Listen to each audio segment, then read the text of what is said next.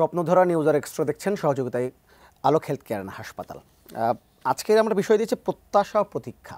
প্রত্যাশাটা এরকম যে 6 মাস হয়ে গেল সরকারের, অন্তর্বর্তীকালীন সরকারের। এখন বেশিরভাগ জায়গায় আমরা অনেক প্রত্যাশা দেখছি, সেই প্রত্যাশা পূরণের দ্রুত সেই প্রত্যাশা পূরণের দাবি আমরা দেখছি, এবং অনেকে কিন্তু অস্থির হয়ে যাচ্ছেন সেই প্রত্যাশাগুলো কেন পূরণ হচ্ছে না বা দ্রুত কেন পূরণ হবে না এমন দাবি নিয়ে। অন্যদিকে সরকারের পক্ষ থেকে বারবারই বেশিরভাগ দাবি নিয়ে বলা হচ্ছে একটু সময় দিতে হবে, আর একটু সবুর করুন, আর একটু প্রতীক্ষা করুন। তা আজকে এই জন্য আমরা একটু এই বিষয় নিয়ে কথা বলবো। এই জন্য আমরা আজকে বিষয়টি দিয়েছি প্রত্যাশা ও প্রতীক্ষা। দুজন আলোচক আছে, পরিচিত হয়ে নেই। আমাদের সঙ্গে আছেন মাহমুদুর রহমান মান্না, তিনি সভাপতি নাগরিক কক্ষ, এবং আছেন সোহরাব হোসেন, যুগ্ম সম্পাদক দৈনিক প্রথম আলো। দুজনকে স্বাগত আমাদের অনুষ্ঠানে। মাহমুদুর রহমান মান্না, আপনাকে দিয়ে শুরু করি। আজকে জুলাই আগস্ট গণহত্যা নিয়ে জাতিসংঘের যে টিমটি অনুসন্ধান করছিল, তারা রিপোর্ট দিয়েছে। তারা বলছেন যে শেখ হাসিনার বিরুদ্ধে গুরুতর মানবাধিকার লঙ্ঘনের প্রমাণ পেয়েছে, এবং বলেছেন 1400 জনের মতো নিহত হয়েছে, আহত সংখ্যা অনেক বেশি, এবং বলছেন সেখানে এই রাইফেল শটগান এগুলিতে বেশিরভাগ লোক মৃত্যুগুলো হয়েছে। এই যে একটা রিপোর্ট দিল, এই রিপোর্টের পরে এই গণহত্যার যে বিচার, সেই বিচার প্রক্রিয়ায় বা এই সব কিছু মিলে আসলে কি প্রভাব পড়বে বাংলাদেশে? আর প্রভাব পড়ার ব্যাপার কি, এটা তো ধরেন খুবই একটা নির্ভরযোগ্য সূত্র। এটা আদালতে প্রমাণ হিসেবে দাখিল করা যায় সম্ভবত, আমি খুব শিওর না। কিন্তু জাতিসংঘের প্রতিবেদনে তো অস্বীকার করার বা উপেক্ষা করবার মতো কোনো আদালত আছে বলে আমার মনে হয় না।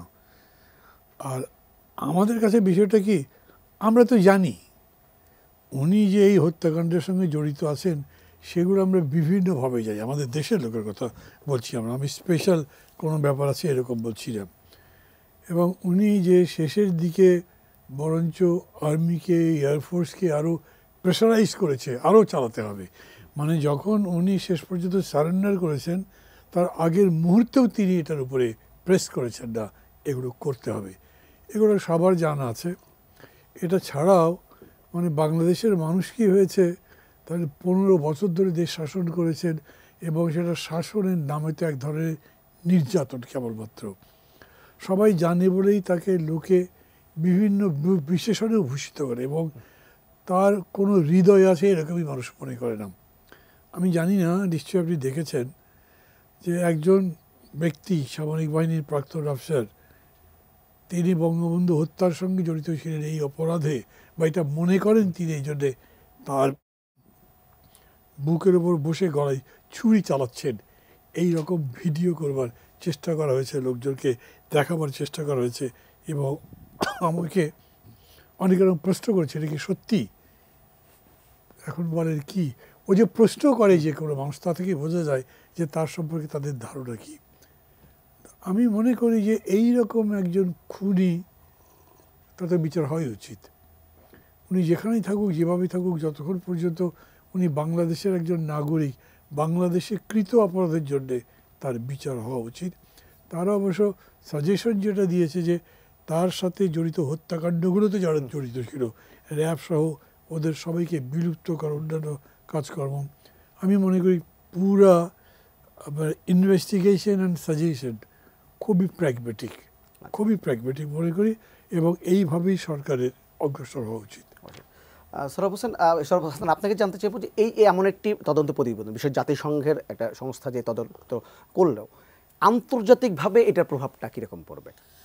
না, প্রথমত হচ্ছে যে আন্তর্জাতিকভাবে জাতিসংঘ তো অন্তত জাতিসংঘের যে ভাবমূর্তি, যদিও অতীতের যেরকম ভাবমূর্তি উজ্জ্বল ছিল সেটি নেই, তবু জাতিসংঘকে সবাই তো মান্য করে, কেউ জাতিসংঘকে অগ্রাহ্য করে না। কিউবা থেকে যুক্তরাষ্ট্র, উত্তর কোরিয়া থেকে সৌদি আরব। সুতরাং জাতিসংঘের একটি এবং ফ্যাক্ট ফাইন্ডিংস, তাদের যে কমিটি, মানে সত্য অনুসন্ধান, তারা এখানে এসে করেছে। তারা কিন্তু এখানকার সংবাদপত্র বা অন্য সরকারি বেসরকারি সূত্র দিয়ে করেনি। সুতরাং এর তো একটা কী বলে গ্রহণযোগ্যতা আছে। এখন আমাদের বিশ্বটা চলছে তো নিয়মকানুনের মধ্যে চলে না। আমাদের রাষ্ট্র যেমন নিয়মকানুনের মধ্যে চলে না, বিশ্ব, আপনি দেখেন জাতিসংঘ বাংলাদেশের এই গণহত্যা নিয়ে রিপোর্ট করেছে, খুবই আমরা আমরা স্বাগত জানাই। কিন্তু গাজায় কি তারা করেছে? বা অন্য যেখানে গণহত্যা চলছে সেখানে করেছে? সেই বিতর্ক বাদ দেই। আর যেটি মান্না ভাই বলেছেন, বাংলাদেশে জুলাই আগস্টে যে গণহত্যা হয়েছে এটি প্রমাণ করতে জাতিসংঘের কাছে যেতে হয় না, কারণ এটা আমাদের চোখের সামনে ঘটনা। কে দায়ী সেটা নিয়ে তথ্য প্রমাণ এবং সাক্ষ্য প্রমাণের ভিত্তিতে তার বিচার হবে। আবার বিচার না হলেই কিন্তু সেই ঘটনা অসত্য হয়ে যায় না। মানুষ মারা গেছে, আওয়ামী লীগ ক্ষমতায় ছিল, শেখ হাসিনা প্রধানমন্ত্রী ছিলেন, সুতরাং এর দায় তাদের নিতে হবে। সেই দায় দুই ধরনের, এক হচ্ছে নৈতিক দায়। আওয়ামী লীগ কিন্তু এখন পর্যন্ত নৈতিক দায় স্বীকার করেনি, তারা একটা দুঃখ প্রকাশ করেনি, ক্ষমা চায়নি, বরং ঔদ্ধত্য প্রকাশ করেছে, যে কারণে বাংলাদেশের মানুষ 5 ফেব্রুয়ারি যে বিক্ষোভ প্রকাশ করেছে সেটা সেই বিক্ষোভের মানে সেই তাদের ক্ষোভের বহিঃপ্রকাশ। যদিও মনে করি সব ক্ষোভের বহিঃপ্রকাশটি গণতান্ত্রিক হওয়া উচিত ছিল, আইনানুগ হওয়া উচিত ছিল, যেটা পরবর্তীকালে প্রধান উপদেষ্টা বলেছেন, এবং 32 নম্বর এর বাড়ি কোনোভাবেই ভাঙা ঠিক হয়নি। এখন একটা বাড়ি ভেঙে তো আন্দোলন মানে কি আন্দোলনের বিজয় উৎসব করা যায় না। বাড়িটা তো শেখ হাসিনারও না, বাড়িটা হচ্ছে শেখ মুজিবুর রহমানের, এবং যিনি স্বাধীনতার নেতা ছিলেন। সুতরাং এই বিষয়গুলো, এবং পরবর্তীকালে আমরা দেখলাম যে উপদেষ্টা মাহফুজ আলমও বলেছেন যে আমরা ভাঙা নয় গড়তে আগ্রহী, এবং তিনি মব জাস্টিসের বিরুদ্ধে কিন্তু বেশ কঠোর বার্তা দিয়েছেন, যেটা নিয়ে আবার সামাজিক যোগাযোগ মাধ্যমে অন্য ধরনের প্রতিক্রিয়া হয়েছে। সুতরাং হচ্ছে কি, আমরা 5 আগস্টের পর আমরা ভেবেছিলাম যে রাষ্ট্রটা ঠিকমতো চলবে, কিন্তু এবং নোবেল বিজয়ী অর্থনীতিবিদ, শান্তিতে নোবেল বিজয়ী অর্থনীতিবিদ ডক্টর মোহাম্মদ ইউনূস আন্তর্জাতিক ক্ষেত্রে যার ভাবমূর্তি ছিল, তিনি রাষ্ট্র পরিচালনার দায়িত্ব নিয়েছেন। সব শ্রেণী পেশার মানুষ, এমনকি আওয়ামী লীগেরও, মানে পতিত সরকারের সমর্থকরাও এটা গ্রহণ করেছিল এবং তারা স্বাগতই জানিয়েছিল। কিন্তু গত 6 মাসের তাদের যে রিপোর্ট কার্ড যদি বলি বা পারফরমেন্স, সেটি খুব সফল নয়, আর যে কারণে অনেকগুলো প্রশ্ন জন্ম দিয়েছে, অনেকগুলো অস্বস্তি তৈরি হয়েছে, অনেকগুলো আইনশৃঙ্খলা, এই যে devil hunt, operation devil hunt এতদিন পরে কেন, তার মানে এতদিন কেন লাগলো? আইনশৃঙ্খলা পরিস্থিতি তো প্রথম থেকেই নাজুক। প্রথম দিকে হয়তো বলা হয়েছে যে পুলিশ নিষ্ক্রিয়, কিন্তু 6 মাস পর তো আর পুলিশ নিষ্ক্রিয় বললে এটা কেউ শুনবে না। মানুষ তার নিরাপত্তা চায়। দুটো বিষয়, আওয়ামী লীগ মানে মানুষের নিরাপত্তা ছিল না, অন্তত যারা বিরোধী মতের দলের লোক। সুতরাং কিন্তু এখন তো দলীয় সরকার না, সুতরাং দলমত নির্বিশেষে সবারই, আবার নাগরিকের নিরাপত্তা এটা তো রাষ্ট্রের কর্তব্য, দেওয়া কর্তব্য। সেই রাষ্ট্র যদি বরং নিরাপত্তা হানি হয়, নিরাপত্তার প্রতি হুমকি হয়, এমন কিছু করে, সেটি তো কোনোভাবেই গ্রহণযোগ্য নয়।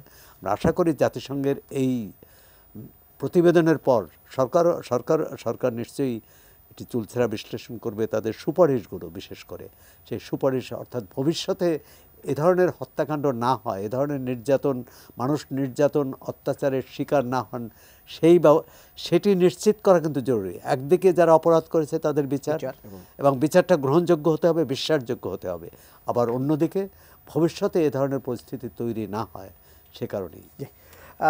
মাহমুদুর রহমান নান্না, সৌরভ ভাই যেটি বলছিলেন যে 6 মাস আসলে সরকারের, এবং যতটা সবাই প্রত্যাশা করেছিল যে যতটুকু বাংলাদেশে এগোবে বা সব কিছু ঠিক হয়ে যাবে, সেটা হয়নি। এই যে আমি বলছি প্রত্যাশা ও প্রতীক্ষা, আপনারা অনেকগুলো বক্তব্য শুনেছি, বিভিন্ন জায়গায় বক্তব্য দিচ্ছেন, সেখানে মনে হচ্ছে আপনি বিভিন্ন বিষয়ে সরকার বেশ কঠোর সমালোচনা করছেন এখন। এই যে বিভিন্ন বিষয়ে যে দাবিগুলো আপনারা প্রত্যাশা করেছিলেন এখনই করে ফেলতে হবে বা দ্রুত করে ফেলতে হবে, এই যে প্রত্যাশাটা, সরকার তো বলছে একটু সময় তাদের দিতে হবে, মানে প্রত্যাশার বা পূরণের দাবিটা একটু দ্রুত হয়ে যাচ্ছে। আপনার ক্ষেত্রে যদি বলি, ডক্টর ইউনূস শান্তিতে নোবেল পেয়েছেন, ব্যাখ্যাটা হচ্ছে উনি মাইক্রো ক্রেডিট আবিষ্কার করেছেন বা এটাকে প্রপারলি কাজে লাগিয়েছেন, যাতে মানুষের অর্থনৈতিকভাবে, সামাজিকভাবে, পারিবারিকভাবে শান্তি আসছে। আর ইকোনমিক্স হলো এভরিডে বিজনেস অফ লাইফ। তো দৈনন্দিন জীবনে যদি আপনি শান্তি না পান, তো ওই নোবেল প্রাইজ পেয়ে লাভ কি আপনার? আমাদের দেশে উনি ক্ষমতায় আসার পর থেকে এখন পর্যন্ত দ্রব্যমূল্য কমবার কোনো খবরই নাই। এবং দেখছেন তো, আজকেও পত্রিকায় আছে, টিসিবির যে পণ্য ট্রাকে করে বিতরণ করে। মানে যদি একটা লোক পায় তো দুটো লোক পায় না, এরকম একটা প্রপোর্শন চলছেই। ওটা একটা মকারির মতো মনে হয়। এইটাকে উনি যদি মাসে অপেক্ষা করো, তো অপেক্ষা তো 6 মাস করলাম, আমি করলাম না, আমি ট্রাকের লাইনে দাঁড়াইনি, কিন্তু আমি তো মানুষকে দাঁড়িয়ে থাকতে দেখেছি এবং তাদের এক্সপ্রেশন দেখেছি, তাদের কথাবার্তা শুনেছি, পত্রিকায় পড়েছি। আমি এখন পর্যন্ত দ্রব্যমূল্য কমবার কোনো লক্ষণ দেখতে পাচ্ছি না।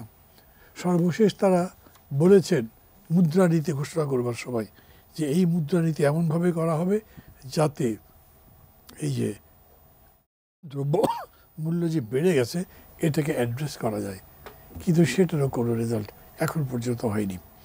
এটার দ্রব্যমূল্য সম্পর্কে আমি বললাম।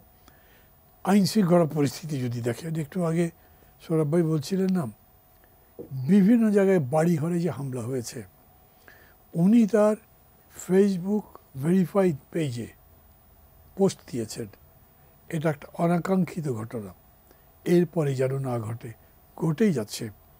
এবং আজকে গাজীপুরে ওই রকম একটা সংশ্লিষ্ট ঘটনাকে কেন্দ্র করে যে হামলা হয়েছে, ফলশ্রুতিতে একজন বৈষম্য বিরোধী ছাত্র আন্দোলন কাশেম খান কর্মী মারা গেছে। তো এটাই হলো কেন? প্রথম কথা হচ্ছে ধরেন এই অপারেশন, এটা কি ডেভিল হান্ট। ডেভিড হান্ট, মানে একটা অদ্ভুত অদ্ভুত কথাবার্তা শুনি সব। ঠিক আছে, তাই যদি হয়তো ওই হান্টটা হলো না কেন? ডেভিড হান্ট হোক আর যে নামেই হোক, বিভিন্ন জায়গাতে ওই মানুষগুলো আছে এখন পর্যন্ত। ছাত্রদের কেন সেখানে যেতে হবে? ছাত্রদেরকে আপনি পাঠালেনই কেন? অথবা আপনি না পারেন তারা নিজেরা গেল কেন? তারা প্রণোদনা পেল কেন? তার মানে হচ্ছে যে আপনি আইন শৃঙ্খলা পরিস্থিতির কোনো উন্নতি করেননি, দুর্বৃত্তদের ধরেন নাই, যারা দায়ী দোষী তাদেরকে বিচারের অধীনে আনেননি, যে জন্যে ছাত্ররা নিজের হাতে আইন তুলে নেওয়ার চেষ্টা করছে। আপনি অপেক্ষা করতে বলবেন, কতদিন অপেক্ষা করবে? মানে ডেভিল যদি কাউকে বলেন তো তারা তো সবই চলে গেছে। নিউজ এসছে, যদিও পত্রপত্রিকা ওরকম করে লেখে নাই, কিন্তু সোশ্যাল মিডিয়াতে লিখেছে যে এদেরকে ক্যান্টনমেন্টে জায়গা দেওয়া হয়েছে, এটা আর্মি নিজে বলেছে। ওই মানুষগুলো কই? তাদের কোনো খবর নেই, তারা চলে গেছে।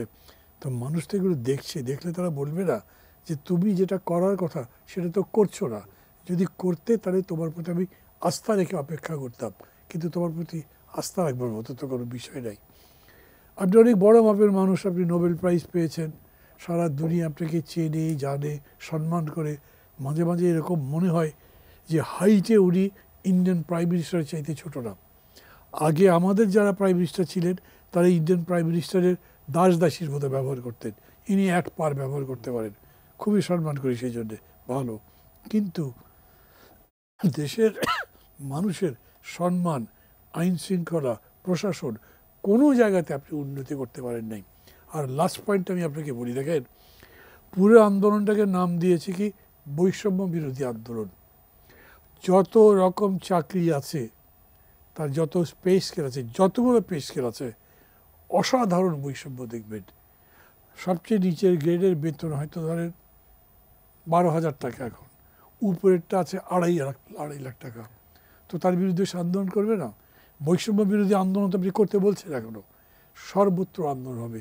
আপনি তাকে বলবেন যে না একটু ধৈর্য ধরো, 6 মাস ধৈর্য ধরলাম, এখন তুমি বলো তুমি কি করতে চাও, তাও তো বলছে না, খালি বলবেন ধৈর্য ধরো, এটা বললে তো হবে না। এই জন্যে এটা বাড়ছে, কমছে না। এরপরে আপনি এদেরকে ইবতেদায়ী মাদ্রাসার শিক্ষক সহভাগীদের পিটিয়ে আন্দোলন থেকে তুলে দিচ্ছেন। আপনি নিজেই বলেছেন যে ইনক্লুসিভ পলিটিক্স করবেন, পরশু করে করবেন, পরশু তো করছেন না, গায়ের জোরে করছেন, কাজ করতে পারছেন না, শান্তি দিতে পারছেন না, স্বস্তি দিতে পারছেন না, কিন্তু পিটুনি দিচ্ছেন। এটা তো হতে পারে না। সৌরভ বাজার, আপনি বলছিলেন ডেভিল হান্ট অপারেশনটা শুরু কেন আগে করা হলো না। আমি এটা ডেভিল হান্টের যদি বলি, এরই মধ্যে অনেকেই গ্রেপ্তার হয়েছেন, কিন্তু এখন পর্যন্ত শীর্ষ সন্ত্রাসীদের কিন্তু অনেকের নাম আমরা শুনেছি যারা জেল থেকে বেরিয়ে এসেছেন, এবং অনেকের আমরা কুকর্মগুলো শুনছি, বিভিন্ন পত্রপত্রিকা নিউজ আমরা দেখেছি। এখন পর্যন্ত ডেভিল টেন্টে কিন্তু শীর্ষ সন্ত্রাসী কেউ গ্রেপ্তার হওয়ার খবর আমরা এখন পর্যন্ত পাইনি কোন শীর্ষ সন্ত্রাসী। ডেভিল টেন্টে কি শুধুমাত্র তাহলে রাজনৈতিক কর্মীদের গ্রেপ্তারের জন্যই আসলে এই অপারেশনটা কিনা? না, সেটা তো হওয়ার কথা না। মান্না ভাই যেমন বলছিলেন যে 5 আগস্টের পর তো আওয়ামী লীগ নাই, মাঠ ছাড়া, এবং অনেকেই দেশ ছাড়া, বিশেষ করে নেত্রী পর্যায়ে। সুতরাং সেই ডেভিলরা তো নেই। হ্যাঁ, তাদের যদি সমর্থক কর্মী তারা যদি এখানে অস্থিতিশীলতা তৈরি করে, কোনো রকম হাঙ্গামা করে, তার বিরুদ্ধে অবশ্যই ব্যবস্থা নিতে হবে। এখন 5 আগস্টের পর আওয়ামী লীগ ভাগল, জেলখানা থেকে শীর্ষ সন্ত্রাসীরা ছাড়া পেল, জামিন পেয়ে হোক আর যে কোনোভাবে হোক। জঙ্গিরা জেল ভেঙে পালিয়ে গেল, তাদের কজনকে ধরা হয়েছে? সবাইকে কি ধরতে পেরেছে? শীর্ষ সন্ত্রাসীদের কজনের বিরুদ্ধে ব্যবস্থা নিতে পেরেছে? শীর্ষ সন্ত্রাসীর নাম বলে বিভিন্ন জায়গায় ডাকাতি ছিনতাই হয়েছে, মানুষকে কোপানো হয়েছে, ব্যবসায়ীকে। কিন্তু সরকারের যে নিষ্ক্রিয়তা, সরকার অপেক্ষা করছে, হ্যাঁ নির্বাচন 6 মাস পর হবে বা 6 মাস আগে হবে, সেটা নিয়ে অপেক্ষা করতে পারে।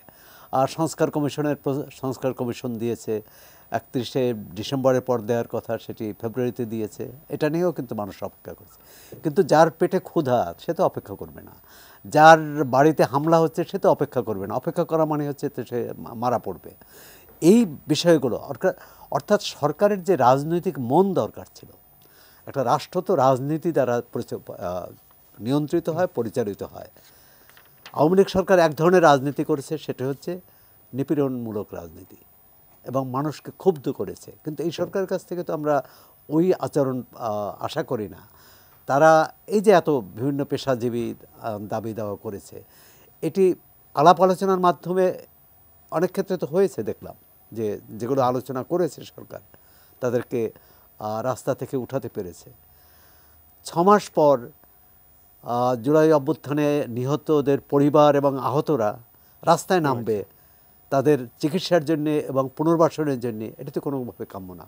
তারপরে দেখলাম সরকার একটা প্যাকেজ ঘোষণা করেছে যে আহত এবং নিহতদের পরিবারের জন্য। খুব ভালো, কিন্তু এটা তো আগে করা যেত। এটা তো আন্দোলনের অপেক্ষা করা ঠিক হয়নি। দ্বিতীয় হচ্ছে ব্যবসা বাণিজ্য, এটি কিন্তু ভবিষ্যতে আজকের ব্যবসা মন্দার মানে ফলটা কিন্তু আসবে 6 মাস পর, 3 মাস পর। আজকের ব্যবসা ভালো হলে সেটারও ফল আসতে দেরি হবে। আর সব কিছু আওয়ামী লীগের লুটপাট, কী বলে, দুর্নীতি এবং অর্থ পাচার, এটা তো সবাই জানে।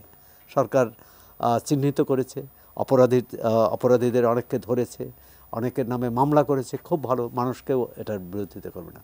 কিন্তু আপনি যখন গয়রাহ মামলা দেন, আওয়ামী লীগ আমলে ছিল গায়েবী মামলা, এখন আমরা দেখি ঢালাও মামলা। মানে একটি মামলায় আপনি একটি হত্যা মামলায় 200 জনকে আসামি করলেন, এটি তদন্ত করতে তো 10 বছর লাগবে। তাহলে আমরা দ্রুত বিচার চাই, যথাসম্ভব স্বচ্ছ বিচার চাই, সেটি কীভাবে হবে? অর্থাৎ পুরো প্রক্রিয়ার মধ্যে যে অন্যায় বা যে বিচ্যুতি, এগুলো দূর করা দরকার। এজন্য কিন্তু সময়ের ব্যাপার না, আপনি প্রক্রিয়াটা ঠিক মতো হয়নি। এই যে অভ্যুত্থানের পর নতুন সরকার আসার পর যে সচিবালয় বা সচিবালয়ের বাইরে তৃণমূল পর্যায়ে যে রদবদল হলো, কিসের ভিত্তিতে হলো? একটি কমিটি করে তার রিপোর্টের ভিত্তিতে যদি হতো, আজকে যেমন কমিশন করেছে বিভিন্ন রাষ্ট্র সংস্কারের, এ নিয়ে রাজনীতিকদের মধ্যে আলোচনা হবে। মান্না ভাইও নিশ্চয়ই 15 তারিখে দাওয়াত পেয়েছেন। সেই আলোচনার পরিপ্রেক্ষিতে তাহলে এই যে রদবদলটা হলো, আমরা শিক্ষা প্রতিষ্ঠানে দেখলাম যে একের পর এক শিক্ষা প্রতিষ্ঠানের যারা প্রধান ছিলেন তাদেরকে সরিয়ে নতুনদের বসানো হলো। সেটা যদি অন্যায়ভাবে আগের সরকার বসিয়ে থাকে, তাদের সেটি যাচাই বাছাই তদন্ত করে করতে হবে। অনেক ক্ষেত্রে মানুষ ললেসনেস যেটা, এটা কিন্তু শুরু থেকে হয়ে আসছে। সরকার কিছু কিছু ক্ষেত্রে পদক্ষেপ নিয়েছে এবং এক ধরনের শৃঙ্খলা ফিরে এসেছে, কিন্তু সার্বিকভাবে জনগণের মধ্যে যে অস্বস্তি এবং উদ্বেগ, সেটা কিন্তু কাটেনি। মাহমুদুর রহমান, যেহেতু আলোচনার 15 ফেব্রুয়ারি কথাটা আসলো, এটা আপনি জিজ্ঞেস করছি, আপনারা যাবেন নিশ্চয়ই আলোচনা করতে। এখন পর্যন্ত প্রধান উপদেষ্টার সঙ্গে আপনাদের আলোচনার বা দেখা করার যে অভিজ্ঞতা এই বিভিন্ন বিষয় নিয়ে, সেটি নিয়ে আসলে 15 ফেব্রুয়ারি আলোচনা যখন আপনারা যাবেন, আসলে কি প্রত্যাশাটা কীরকম হচ্ছে? প্রথম কথা হলো 15 ফেব্রুয়ারি কোনো আমন্ত্রণ আমি পাইনি। আচ্ছা, যদি পান। আমি আশা করছি পাবো, যেহেতু কথাবার্তা হচ্ছে। সুনির্দিষ্ট এজেন্ডা থাকলে ভালো। এই পর্যন্ত প্রধান উপদেষ্টার সাথে আমাদের বোধহয় 4 বার দেখা হয়েছে, সবগুলোই ইস্যু ভিত্তিক। 15ই আগস্ট কী করব, এই পূজার সময় যে গোলমাল হতে পারে তখন কিভাবে পরিস্থিতি মোকাবেলা করা যাবে, এবং এই ধরনের যতগুলো ইস্যু আছে। তারপরে মানে ভারতে আমাদের হাই কমিশনের উপর যে হামলা করা হলো, এইগুলো ইস্যু ভিত্তিক ছাড়া না। এবং সেখানে হয়তো মিটিংটা সব মিলে 1 ঘন্টা হয়তো ডাকা হয়েছে, কোনো সময় আমাদের ফ্রন্টকে শুধু 6টা পার্টি, কোনো সময় সবাইকে। আমরা একজন 5 মিনিটের বেশি কথা বলবার সুযোগও পাইনি। তো আলোচনা তো আর হলো না। এটা উনি জানতে চাচ্ছেন আমরা ছুটি বাতিল করতে চাই, তো আপনাদের মত কী? তেমন করে চট করে মত দেওয়া যাবে নাকি?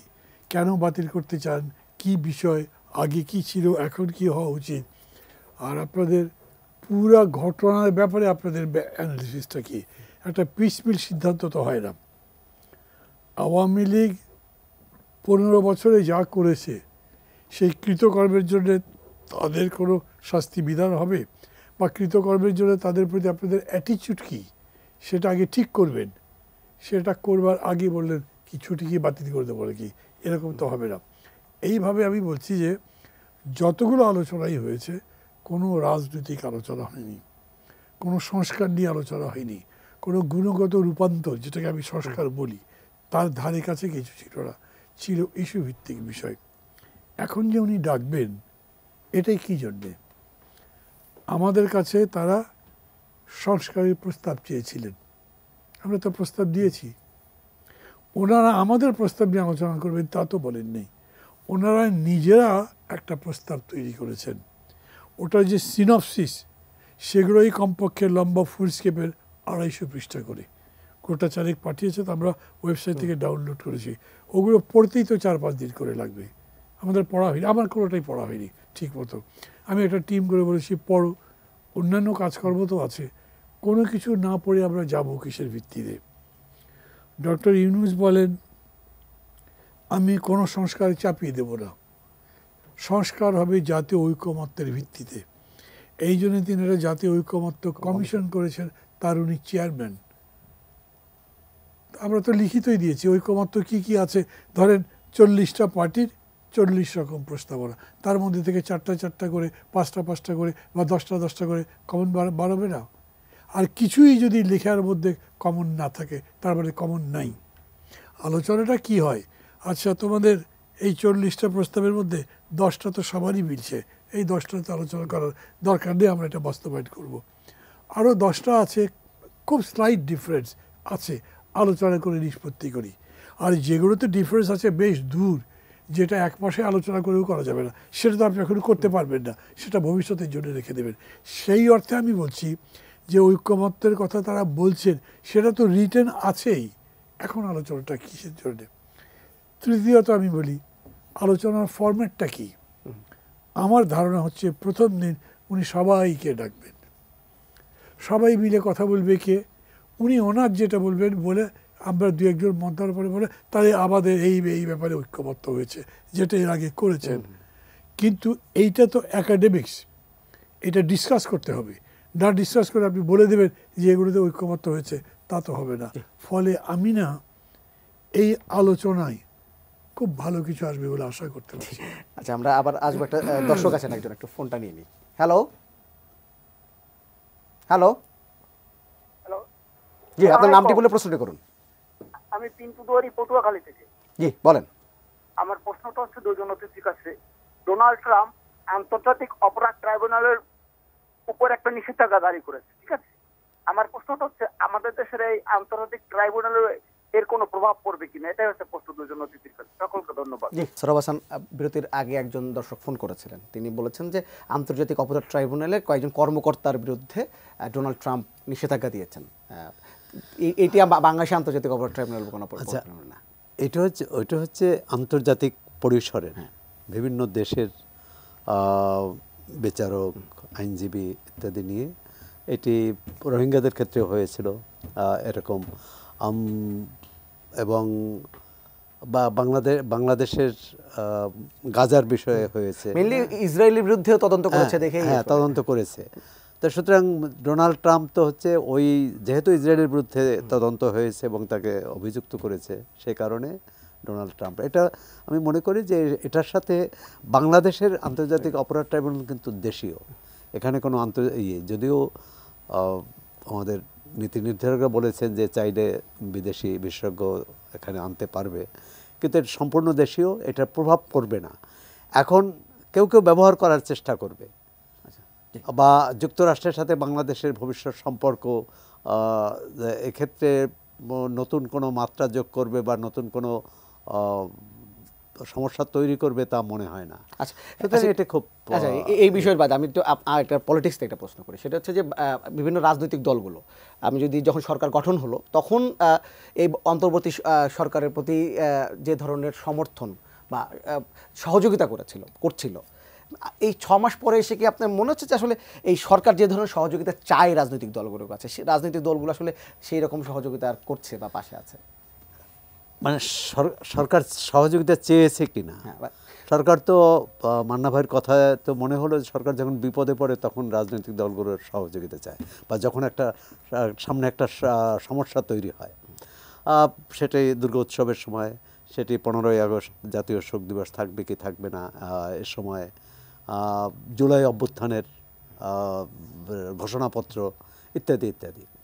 কথা হচ্ছে যে এই সরকার তো ছাত্র গণ অভ্যুত্থানের মধ্য দিয়ে এসেছে, তাদেরই ফসল, তাই তো?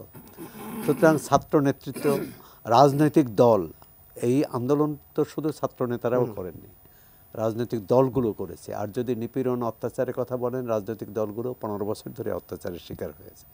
সুতরাং তাদের একটা এই দুই পক্ষেরই ভূমিকা ছিল। এর বাইরে সাধারণ মানুষের, নাগরিক সমাজের ভূমিকা ছিল, সংবাদ মাধ্যমের ভূমিকা ছিল। সবার ভূমিকাকে ধারণ করতে হবে, কিন্তু সবার আকাঙ্ক্ষাকে বাস্তবায়নের চেষ্টা করতে হবে।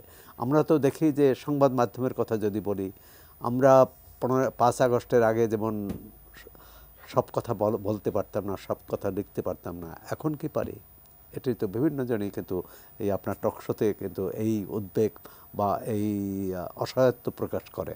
সুতরাং সরকার এখানেও কিন্তু উচিত যে সরকারের ভরসা দেওয়া, মানে আস্থা যাতে বাড়ে সেটা চেষ্টা করা। আর যে কথাটা বলছেন রাজনৈতিক দলগুলোর মধ্যে দূরত্ব হয়েছে, একটা বড় কারণ হচ্ছে সরকার নিজেই, সরকার প্রধান নিজেই বলেছেন এটা ছাত্রদের সরকার, ছাত্রদের আন্দোলনের ফসল। আবার ছাত্র নেতাদের, ছাত্র নেতৃত্ব থেকে 3 জন এই সরকারের অংশীদার। আবার নতুন দল গঠনের একটা প্রক্রিয়া চলছে এবং ছাত্রনেতারা তো ঘোষণাই দিয়েছে যে ফেব্রুয়ারিতেই দল গঠিত হবে। সেক্ষেত্রে অন্য যে রাজনৈতিক শক্তি বা পক্ষ, তাদের তো একটা সংশয় সন্দেহ থেকেই যায়, তাহলে এই সরকার কি কোনো পক্ষের? সরকার পক্ষের হলে অসুবিধা নেই, তাহলে ঘোষণা দিতে হবে। আর যদি সরকার নিরপেক্ষ, আমরা তো একটা নিরপেক্ষ সরকার চাই, আমরা তো শেখ হাসিনার মতো এরকম সরকার চাই না যে কোনো দলকে জিতিয়ে দেবে বা কোনো দলকে হারিয়ে দেবে বা ভোটাধিকার থেকে ভোট নির্বাচনে যাতে না আসতে পারে সেই ব্যবস্থা করতে হবে। কিন্তু এর চেয়েও বড় যে সমস্যাটি হয়েছে, যেটা মান্না ভাই বললেন, যে আইনশৃঙ্খলা এবং জনজীবনের স্বস্তি আনতে সরকার ব্যর্থ হয়েছে। আচ্ছা, মাহমুদুর রহমান মান্না, একটু নির্বাচন নিয়ে যদি বলি, এখন পর্যন্ত বিএনপি বলছে ডিসেম্বরের মধ্যে তারা নির্বাচনটি চায়, প্রধান উপদেষ্টার কাছে তারা এটি দাবি করে এসছে। আর নির্বাচন কমিশনে বলছে যে তারা ডিসেম্বরে নির্বাচন হবে এমন একটি ডেডলাইন নিয়েই তারা প্রস্তুতি শুরু করে দিয়েছে। আপনি আসলে কবে নির্বাচন, আপনার মনে হয় যে কবে নির্বাচনটা আসলে যৌক্তিক হবে নির্বাচন দেয়া? আর 2 নম্বর হচ্ছে যে আপনি কি মনে করেন যে ডিসেম্বরে নির্বাচন দেওয়ার ব্যাপারে সরকার খুব সিরিয়াস? না, মনে করি না। তবে তার আগে বলা উচিত কেমন নির্বাচন চাই। ধরেন 3টা টার্মে শেখ হাসিনার আমলে যা হয়েছে তাতে নির্বাচন ব্যবস্থা বলে কিছু নেই, গণতন্ত্রেরও 12টা বেজে গেছে। এখন আমি একটা নির্বাচনী সিস্টেম ডেভেলপ করতে চাই, ভোটের মতো ভোট, ভালো ভোট, সবার কাছে গ্রহণযোগ্য ভোট, যেই ভোটের উপরে দাঁড়িয়ে আমি আমার গণতন্ত্রের যাত্রাটাকে বস্থির করতে পারবো। কি করতে হবে তার জন্যে?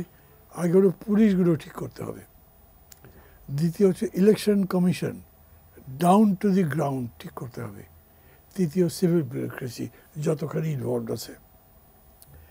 আমি আর্মিরও সংস্কারের কথা বলতে পারতাম, কিন্তু আর্মিকে আমি বাইরে রেখেও ভোটটা করতে পারবো, এগুলো আমি যদি ঠিক করি। তো এগুলো করতে কতদিন লাগবে এটা তো আমি জানি না। আমি পুলিশের একদম হেডকোয়ার্টার থেকে শুরু করে লোয়েস্ট লেভেল পর্যন্ত কি গুণগত ব্যত্যয় আছে, অভাব আছে, সেটা জানলে সেটা ঠিক করতে কতদিন লাগবে তা একটা ধারণা করতে পারি। আমি তো হ্যান্ডেল করছি না, আমি বলতে পারি না, কিন্তু আমি সাধারণভাবে এটা বলতে পারি যে এই কাজগুলো করতে হবে। অ্যাভারেজ অর্থে যদি বলেন তাহলে আমি মনে করি 1 বছর যথেষ্ট সময় এগুলো ঠিক করতে। এই 1 বছরের মধ্যে তারা করবে, কিন্তু আলোচনাটা তো এরকম করে হচ্ছে না। আচ্ছা, মানে এটা যেন একটা, মানে কি হয়েছে, আজকে একজন আমাকে বলছেন, আগেও আমি শুনেছি কথাটা, বাংলাদেশের নির্বাচনের জন্যে ন্যূনতম সংস্কার করে ভোট করলেই হয়, কিন্তু যদি Jahangirnagar university, Dhaka university vote হয় তাহলে ডাকসু কনস্টিটিউশনের পুরা সংস্কার করতে হবে। যে ডাকসু কনস্টিটিউশন কোনো ম্যাটারও করে না, ওইখানে ভিসির হাতে অপরিসীম ক্ষমতা। আমি 2বার ডাকসুর ভিপি ছিলাম, আমি কোনো দিন ডাকসুর মধ্যে ইউনিভার্সিটির ভিসিকে হস্তক্ষেপ করতে দেখিনি। আমি চাকসুর জিএস ছিলাম, সেখানেও দেখিনি। এইটাই করতে হবে, একদম সম্পূর্ণ সংস্কার করতে হবে, খোল নড়ছে বদলে ফেলতে হবে, দেশেরটা করতে হবে না। তাহলে এই রকম দাবি করে আমি কী চাইছি দেখেন, শেষ বিচারে রাজনীতির মূল প্রশ্ন হচ্ছে রাষ্ট্র ক্ষমতার প্রশ্ন। সবার মাথায় ওইটা ওয়ার্ক করে। পলিটিক্যালি তার অ্যাডভান্টেজ কতখানি হয়, রাষ্ট্র ক্ষমতার কত কাছাকাছি যেতে পারে, তার ভিত্তিতে কথা বলা হচ্ছে। কিন্তু আমাদের নতুন বাংলাদেশ নির্মাণ করবার কথা, এবং সেটার জন্যে সংস্কারটা করতে চাই। তো সেই সংস্কারের দিক খেয়াল রেখে যদি আপনি কথা বলেন তাহলে এগুলো এরকম করে আসতো না আমার মনে হয়। সিরিয়াস না কেন বলছেন? আচ্ছা, মানে সিরিয়াস সরকার নির্বাচনের মানে ডিসেম্বরের মধ্যে নির্বাচনের জন্য সিরিয়াস না, এটা কেন বলছেন? না, সিরিয়াসটা বলিনি, আপনি ওটাই জিজ্ঞেস করেছেন কিনা। আচ্ছা, আমি শব্দটা বিরতির বুঝি পরে নাই, না আমি বলি, সেটা হচ্ছে বিএনপি বলছে তারা সরকারের কাছে আশ্বাস পেয়েছে ডিসেম্বরের মধ্যে ইলেকশন করতে হবে, কিন্তু সরকার অফিসিয়ালি কি বলেছে, যদি সবগুলো দল রাজি হয় তো 2 রকম কথা কেন হবে? গভর্নমেন্ট এটা তো বলতেই পারে, সবাই রাজি না হলে আমি একলা চাপিয়ে দেবো না, বলতে পারে। অথবা গভর্নমেন্ট বলতে পারে আমি মনে করি আমার প্রয়োজন সংস্কার শেষে ডিসেম্বরে নির্বাচন করতে পারবো। গভর্নমেন্ট এরকম করে বলছে না। সরব হাসান, একদম শেখ জি চলে এসেছি। শিক্ষার্থীদের পক্ষ থেকে কিন্তু আওয়ামী লীগ নিষিদ্ধের একটা দাবি করছে। আজকে গাজীপুরে যে শিক্ষার্থীদের মারা গেছে, তারপরে এই দাবিটা নিয়ে তারা আবারও হয়তো মাঠে নামবেন। কিন্তু অন্যদিকে আজকে জাতিসংঘের যে আমরা প্রস্তাবনা দেখি, সেখানে এক জায়গায় লেখা আছে রাজনৈতিক দলকে নিষেধাজ্ঞা থেকে বিরত থাকার আহ্বান করেছেন, অর্থাৎ রাজনৈতিক দলকে যেন নিষেধাজ্ঞা না দেওয়া হয় এমনটি প্রস্তাবনা তারা দিয়েছেন। সব কিছু মিলে আসলে একটু মন্তব্য জানতে চাই। না, আন্দোলনকারী ছাত্র নেতাদের একজন মারা গেছে এবং মানে তাকে, মানে এটা খুবই মর্মান্তিক, দুঃখজনক, আমরা এর নিন্দা করি। কিন্তু বিষয়টা রাজনীতি কিভাবে চলবে ভবিষ্যতে, বা জাতিসংঘ যে জাতিসংঘের দিক তাকিয়ে যে আমাদের সব কিছু করতে হবে তাও নয়, কিন্তু বাস্তবতা বুঝতে হবে, রাজনৈতিক প্রেক্ষাপট এবং মূল লক্ষ্য কী, দেশে একটি শান্তিপূর্ণ পরিবেশ তৈরি করা, যাতে একটি অবাধ সুষ্ঠু নির্বাচন হতে পারে। আমি আশা করি যে ছাত্র নেতৃত্ব, রাজনৈতিক দল এবং অন্তর্বর্তী সরকার, এই 3 পক্ষই এই লক্ষ্যে কাজ করবে। সেক্ষেত্রে তারা এমন কিছু করবে না যাতে পরিস্থিতি আরও জটিল হয়, আরও কী বলে, আরও অশান্তি বাড়ে। আর আমাদের লক্ষ্য যে গণতন্ত্রায়ন, তো যে ফ্যাসিবাদী ব্যবস্থা থেকে গণতন্ত্রের উত্তরণ, ভবিষ্যতে কেউ ফ্যাসিবাদের ফিরে যাবে না এই নিশ্চয়তা যেমন চাই, তার আগে সেই যে যাবে না তার আগে যে একটি নির্বাচন নিজেই কিন্তু একটা সংস্কার। আমরা 3টি নির্বাচনে ভোট দিতে পারি না জনগণ, সুতরাং নির্বাচনটি অবাধ সুষ্ঠু হবে। আর সরকারকে এক্ষেত্রে মান্না ভাইয়ের কথার সুরে যে শঙ্কা বা সংশয়, সেটি কাটাতে পারবে তখনই যখন সরকার নির্বাচনের বিষয়ে একটি দৃঢ় পদক্ষেপ নেবে, যে আমরা, এবং জনগণকে আশ্বস্ত করবে যে আমরা নির্দিষ্ট তারিখ ঘোষণা করে যে আমরা এর মধ্যে নির্বাচন চাই। মাহমুদুর রহমান মান্না, আপনার কাছে একই প্রশ্ন করবো আসলে, যে এই যে আওয়ামী লীগ নিষিদ্ধ করার ব্যাপারে এক ধরনের দাবি, আবার জাতিসংঘ প্রস্তাব করছে যে প্রস্তাবনা দিয়েছে যে যদি কোনো দলের উপর যেন নিষেধাজ্ঞা দেয়া না হয়, ইম্প্যাক্টটা কীরকম? জাতিসংঘ এরকম করবে কেন আমি তা বুঝি না। এটা তো অ্যাবসলিউটলি আমার নিজের দেশের ব্যাপার, জাতিসংঘের এখানে না বলাই ভালো। আমার দেশের মানুষ তো দল নিষিদ্ধ করতে চাইতেই পারে। আপনারা জার্মানিতে পার্টি ব্যান করেছেন, ইতালিতে পার্টি ব্যান করেছেন, পৃথিবীর বহু জায়গাতে পার্টি ব্যান করা হয়, ব্যান করা যাবেই না, এটা কোনো কথা না। আমাদের দেশের মধ্যে একটা সেন্টিমেন্ট আছে যে সরকারি প্রজ্ঞাপন দিয়ে দল নিষেধ করা ঠিক নয়, এটা জনগণের মধ্যে থেকে আসুক। এটা একটা ভালো দিক আছে, কিন্তু এটার আবার অপারেটিভ সাইডটা খুব উইক। কারণ আমাদের দেশের জনগণ তাদের রায় দিল, এটা গণভোট হয়ে গেল, তার ভিত্তিতে কখনো হয় না। জনগণের মানে মনের মধ্যে যা আছে সেটার ভিত্তিতে পলিটিক্যাল পার্টি বা সরকার কোনো কাজ করে না। আমি মনে করি যে আওয়ামী লীগের অতীতের যে অত্যাচার, নির্যাতন ইত্যাদি আছে, তাতে যতক্ষণ পর্যন্ত এই দল তার কৃতকর্মের পক্ষে কোনো সাফাই না তৈরি করতে পারে, যতক্ষণ পর্যন্ত তার কৃতকর্মের অপরাধ স্বীকার করে সে জনগণের কাছে আসতে না পারে, ততক্ষণ পর্যন্ত দল কোনো ইফেক্টিভ কিছুই করতে পারবে না। একটা পলিটিক্যাল ন্যারেটিভ না থাকলে পলিটিক্যাল পার্টি তো টিকতে পারে না, থাকতে পারে না। সেই বিবেচনা থেকে আমি মনে করি যে ওদের নিয়ে এরকম এত চর্চা করবার দরকারও নেই, যেরকম আছে থাক।